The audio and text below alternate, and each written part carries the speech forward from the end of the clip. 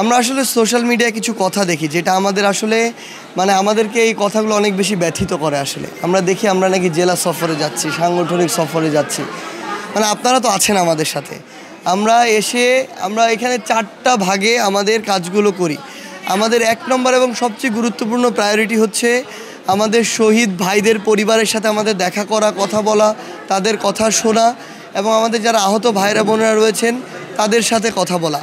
কারণ আপনি কোনো দিন ঢাকায় অল্প কিছু মানুষ পুরো 64টি জেলার আমাদের এই যে শহীদ পরিবার কিংবা আহত যারা রয়েছেন তাদেরকে সময় দিতে পারবেন না। তারা কোনো দিন আপনাকে একসাথে পাবে না এবং তারা যে কথাগুলো আসলে বলতে চায় তাদের সবার তো এই মুহূর্তে ওই অবস্থাটিও নেই যে তারা আসলে ঢাকায় গিয়ে আপনাকে বলে আসবে। তাহলে এটা তো আমাদের নৈতিক দায়বদ্ধতার জায়গা। যারা আমাদের কথায় এভাবে নিজের জীবন অকাতরে বিলিয়ে দিয়েছে, রাস্তায় নেমে এসেছে, তাদের ঘরে ঘরে গিয়ে তাদের কথাগুলো শোনা, তাদের সন্তান হিসেবে হোক কিংবা তাদের পরিবারের একজন সদস্য হিসেবে হোক।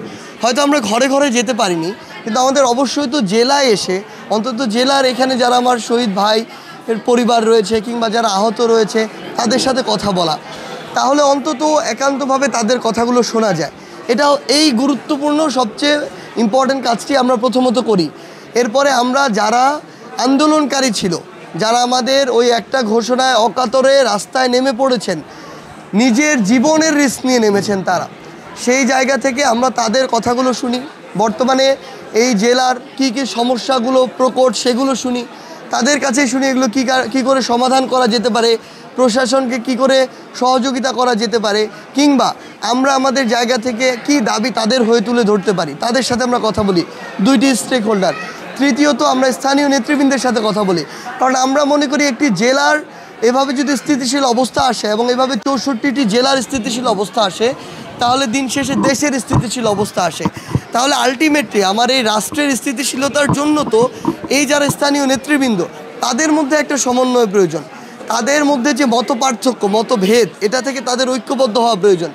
এই বার্তাটি আমরা তাদের সাথে কথা বলে তাদেরকে জানাই এবং এই 3টি কাজ সকাল থেকে বিকাল পর্যন্ত করার শেষে আমরা 30 থেকে 40 মিনিটের একটা মাঠে গিয়ে মতবিনিময় সভা করি। কিন্তু কিছু মানুষ রয়েছে যাদের কিছু কথা আসলে আমাদের ব্যথিত করে। আমরা সত্যি কথা বলতে এই অস্থিতিশীল অবস্থা আমরা মুখ বুঝে থাকার চেষ্টা করি যে হ্যাঁ, অনেকে হয়তো সিচুয়েশন বুঝছে না, হয়তো এই জন্য ভুল বুঝছে, কিন্তু সবসময় যদি এটা বলতে থাকে আমাদেরও খারাপ লাগে। সকাল থেকে বিকাল আমরা এই 3টি কাজ করি। বিকালে গিয়ে 30 থেকে 40 মিনিটের জন্য আমরা মতবিনিময় সভা করি। তারা এটা বলে আমরা নাকি জেলা সফরে আসছি বা সাংগঠনিক সফরে আসছি, অথচ এরকম কোনো বিষয়ই আসলে এখানে নেই। তো এই জায়গা থেকে আমরা আমাদের আসলে শহীদ পরিবারের কিংবা আহত যারা রয়েছেন তাদের সাথে আমরা কথা বলার চেষ্টা করি এবং আমরা আসলে এক তো রাষ্ট্রের গুরুত্বপূর্ণ এখানে দায়বদ্ধতার জায়গা রয়েছে। আপনারা দেখেছেন গতকালকে রাষ্ট্র পক্ষ থেকে, সরকারের পক্ষ থেকে 100 কোটি টাকার একটি ফাউন্ডেশন করা হয়েছে, যেখানে এই ফান্ডটি দেওয়া হয়েছে। এখানে আরও অন্যান্য ফান্ডেশন যুক্ত হতে পারে। আমি মনে করি যে এই আর্থিক সহযোগিতাটা একটি সহযোগিতা, খুবই ভালো কথা, কিন্তু আপনি যখন তাদের পাশে আসবেন এটা তো তাদেরকে মানসিকভাবে একটা প্রশান্তি দেয়।